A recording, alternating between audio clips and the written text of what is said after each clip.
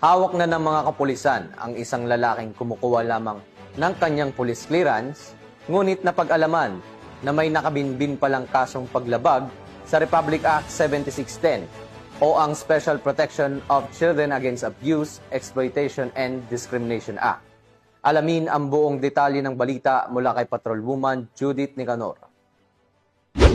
Hawak na ng kapulisan ng Lapu-Lapu City ang isang suspect na wanted person matapos itong nagtangkang kumuha ng National Police Clearance at nadiskubring may kaso itong Other Sexual Abuse, Republic Act 7610 o Special Protection of Children Against Abuse, Exploitation and Discrimination Act sa Police Station 5, Barangay Pusok, Lapu-Lapu City, Cebu nito lamang nakaraan. Kinilala ang suspect na si Nestor, 45 anyos na residente ng Bagong Silingan, Barangay Mactan, Lapu-Lapu City. Ayon kay Police Captain Neron Ivan Zarzuelo, officer in charge ng Police Station 5, Lapu-Lapu City Police Office, hindi na nakauwi ang suspect at diretso sa kulungan upang harapin ang kasong Other Sexual Abuse, Republic Act 7610 o Special Protection of Children Against Abuse, Exploitation and Discrimination Act na may 200,000 pisong rekomendadong piyansa. Kasalukuyang nasa kustodiya ng Police Station 5 LCPO ang suspect para sa dokumentasyon at tamang disposisyon. Mga kababayan,